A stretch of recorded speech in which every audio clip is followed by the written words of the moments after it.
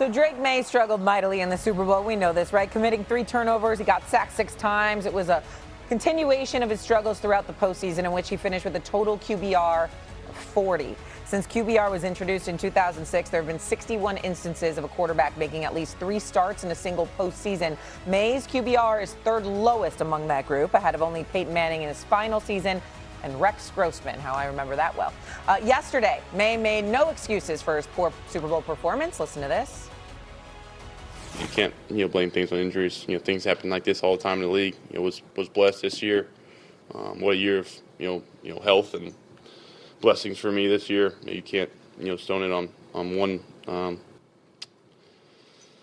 little thing on the shoulder. So it's just unfortunate it happened to be throwing one, but at the same time, I could have prevented it or made more plays. I was feeling like I was able to make throws in the game and was myself. So it stings. It's going to sting for a while, and I know it's what this makes this sport special. We were close, and you got to try to find that extra edge. I know I didn't play as well as I would have liked down the stretch, and I'm a promise to do my best to work hard and get us back to those moments in those games. Look, Drake struggled in the postseason. We know that, but he also went up against fantastic defenses, unfortunately for him, throughout the postseason. But has your confidence wavered at all in Drake Maye due to his postseason performance? No, it hasn't. But 2 things I'd say. Thank God Stafford won the MVP. Because it would have looked very bad if he won the MVP after Stafford played great in the NFC Championship game and he played as badly as he played in this game. Because he wasn't bad. He was a deer in the headlights. Let's call it like we see it. And I'm a Maye fan. And I know you like the North Carolina nonsense. He stunk. He stunk. And then number 2, I don't want to hear about injury. Because I heard all about this shoulder for a week. Well, I'm banged up. Here's about the old Jimmy Connors line, and I love it. If you're injured, don't play. If you play, you're not injured. Yeah. Okay? I don't want to hear a word about your injury. Not a peep. Please, when you threw that touchdown pass against Houston, that great pass in the right corner, nobody was talking about some shoulder. He didn't say anything. Yeah, he did after the game. He brought up the fact that was not, my shoulder hurts, blah, blah, blah. I don't want to hear a word. I don't want to hear it. Now, I'm using a tennis guy to talk about injuries in football. I love that, by the way. Jimmy Connors. Yeah, I love that. But let's be honest. You can say anything you want. I mean, Stafford was Unitas. Stafford was at home watching. Oh, hold on now. Stafford, did you miss the NFC Championship No, I watched Sam Darnold outduel him and send him home. Barely. That was a 50-50 game. The kid dropped the punt. What are you talking about? You're nuts. Drake Maye. You're nuts. Your confidence. Maye, I still think will be. He's very good. I am a little worried about this performance. Marino played horrendously against San Francisco. We never saw him in the Super Bowl again. Keep that in mind. The second year for him. But I still think he's a very good quarterback. Remember, this is the first franchise in the Patriots to start multiple rookie offensive linemen, right? So it's not like his protection was stout, right? Was at the level that he thought maybe it would be. Saturday, go ahead. This is so bad that we're even asking this question. It is such a joke. You have a second-year quarterback, took his team to the Super Bowl. You have a rookie left guard and left tackle starting. I think that's the first time in NFL history they've done that. They played either 3 or 4 of the best defenses in the NFL over the season to get there, and they play the Seahawks with the number 1 defense, and they get outplayed. And Drake Maye did not play a great game. He missed reads. He didn't play well. Their offensive line didn't play well. Josh McDaniels didn't call a great game. Everybody was kind of behind. And a large part of that has to do with the Seattle Seahawks' physicality and them being able to dominate. So I'm not taking away from the Seahawks. They deserve it. They earned it. They did it. But to ask if anybody's shaken, this guy was number 2 in the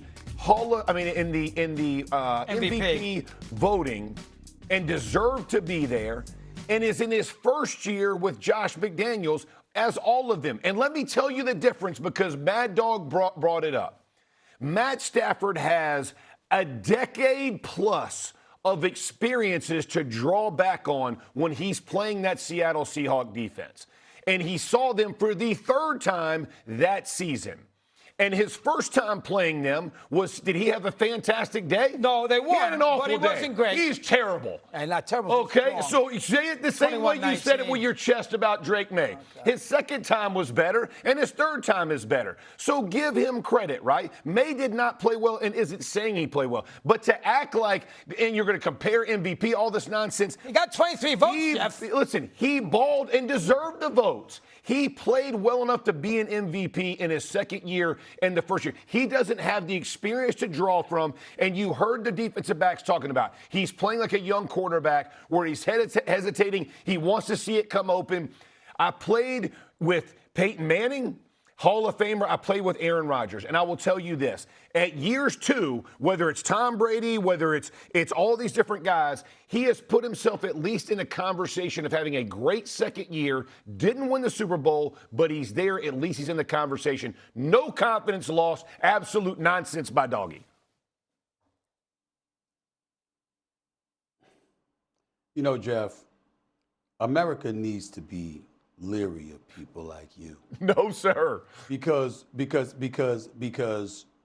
when somebody comes to you and says a question shouldn't be asked, the first thing that should come to your mind is ask the damn question. Oh my word. You can ask the question. Now let me tell you, I think I have immense confidence in Drake Maye moving forward. I think the brother can ball.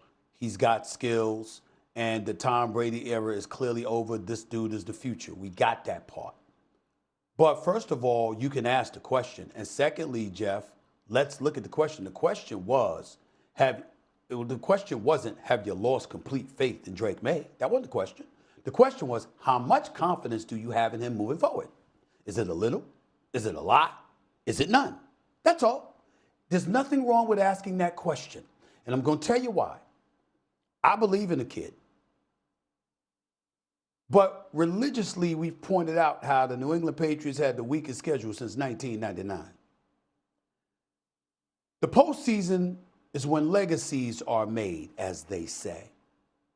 Well, Drake Maye in the postseason wasn't close to what he was in the regular season. The numbers are here. He completed 72% of his passes in the regular season. It dipped 14 points to 58 in the postseason. Yards per game dipped by 52 a game from 259 to 207. 8 fumbles in 17 games. 7 in 4 playoff games. 3 fumbles lost in 17 games. 4 fumbles lost in the postseason. 11 turnovers in 17 games. 8 turnovers in 4 games. A passer rating of 113.5, which led the entire National Football League. And it dropped 30 points, 31 to be exact, to 82. Well, I mean, damn. There's a precipitous drop-off. And that's not all his fault. 2 rookie offensive linemen. All right. We don't like the way Josh McDaniel called the game in the Super Bowl. And by the way, let's not let Josh McDaniel off the hook. Do y'all understand that Josh McDaniel has been an offensive coordinator in New England for 14 years? This is his 3rd stint in New England. 14 years and you call a game like that. You provide him no protection whatsoever, no innovation. Do you know when they threw a screen pass? They threw 1 screen pass the entire game, and it was with 12 seconds left in the game. That's all. He had no answers. Josh McDaniel came up with nothing, absolutely nothing. And this is a 14-year veteran, which should make us think if we're going to question, even though we all know Bill Belichick is great, if we're going to question his value with Tom Brady compared to without Tom Brady, how come that same question doesn't extend to Josh McDaniel? What have you done without Tom Brady? You were the head coach in Denver, didn't work out. You were the head coach in Vegas, didn't work out. You got Drake Maye in the Super Bowl, it didn't work out. Even though we know he's a damn good offensive coordinator and he deserves his respect. When we see something like we've seen, it makes you ask a question. Drake Maye, I believe in him. I think he's the future. I think he's going to be just fine. But the bottom line is, there were things that transpired in the postseason that gave you cause to pause and warranted asking the question so Jeff Saturday can bloviate with his answer. Yes. The question is legitimate. And correct you for the nonsense that you try to speak. So here's the thing. Josh McDaniel had a bad day, 100%. This is 10th Super Bowl. And again, when you talk about Tom Brady in his early years, he was carried by a defense. Matthew Stafford, Devontae Adams, Puka Nacua. Are we going to act like Diggs and Booty are the same? Do you think they saw the same thing and got the same type of this is all I'm saying. Don't act like it's comparing that they're exact, right? They did not play well. Drake Maye did not play well. I'm not trying to absolve him of poor play. What I'm saying is this: if your confidence is shaken because of what you saw against the Seattle Seahawks, you're lying to yourself. And I understand the whole playoff thing. And I feel you on the whole playoff. And I get it. And I also get the defensive ends that he played in week 1 of the playoffs, 2 of the playoffs.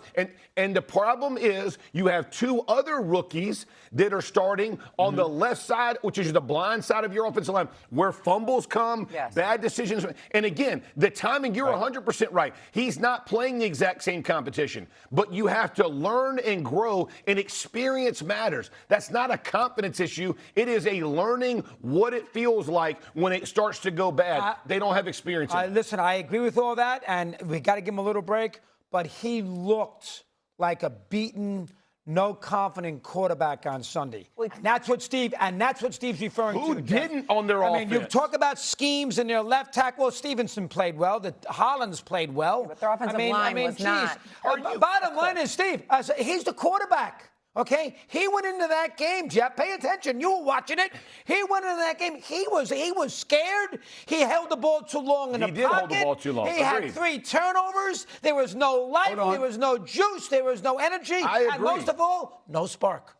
And a quarterback has got to inspire his team. He did not do that in that game. He had a 16.3 QBR in the Super Bowl. It wasn't great. Let me also say, Jeff, let me get away. Let me help you out here, Jeff, because you just brought Christmas to me early. You want to get away from Drake Maye?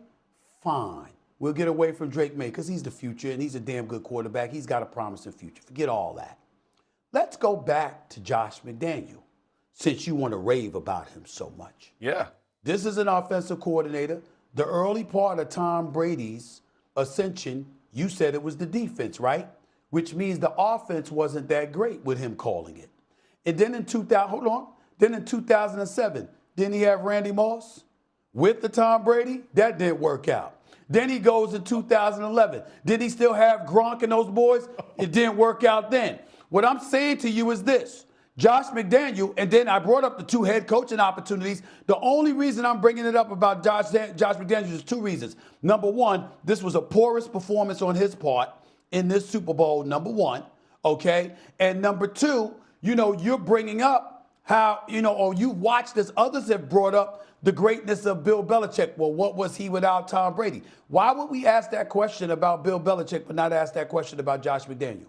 Make it make sense. How can anybody justify asking a question about the greatness of Bill Belichick but not asking a question about Josh McDaniel as the offensive coordinator with Tom Brady? He got 6 rings. I can assure you I have never asked if I think Bill Belichick is a great coach.